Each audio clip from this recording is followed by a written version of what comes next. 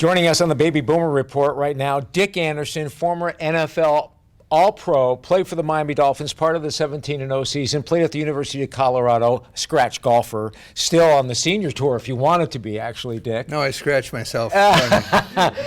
Dick is 73 years old, but let me tell you, if you want to look it up, still holds one of the records for the most interceptions in a Monday night game against the Raiders. Thank you for being here. My pleasure. 73, and you are still busy and still active and still current. Tell me about deciding to, hey, I don't want to just play golf every day.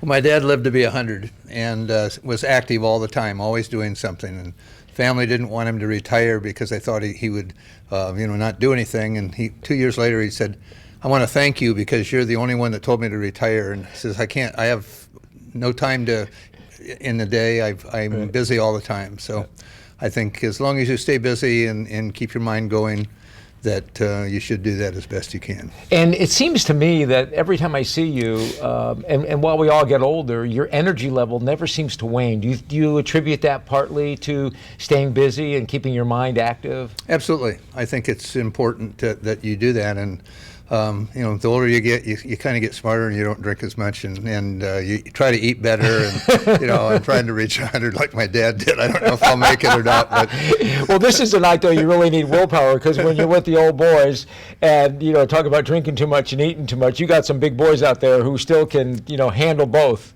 We'll let them be big. Yeah. So, listen, we watched the NFL today, and again, for those who may not remember, what was that, 3 interceptions in the first half? 4 interceptions in the first half alone against the Raiders. This guy was incredible. A whole different type of defense back in the 70s, which the record still stands intact, 17-0. When you look at the game today and you see how pass interference is called, and you see how the game is played, a lot more one-on-one, a lot more sort of emphasis on offense. What goes through your mind? Tell us your thoughts on that. Well, I think the biggest difference, Tony, seems to be, we had usually 3 wide receivers or a tight end and 2 wide receivers. Sometimes they put in 3 wide receivers. Today they have 5 wide receivers. So we played a lot more zone defenses than man-to-man. And when you have 5 receivers out there, you have to cover them man-to-man. You see the end of games when teams are ahead and they back off in a zone and they march right down the field and score like they did the other night.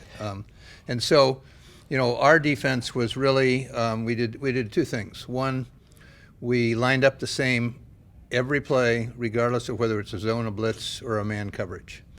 And we made the quarterback read us on our first steps.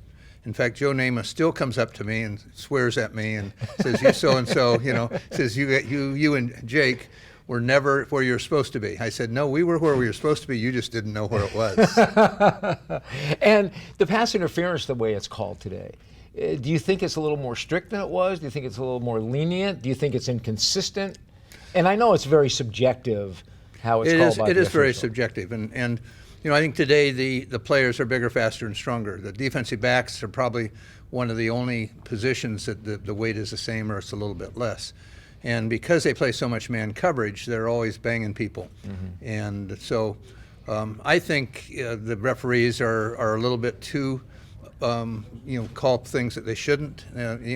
But the guys, man-to-man coverage, you're going to be banging each other all the way down the field, and it is something that you're going to shake your head sometimes. But they have a tough job. Still a fan?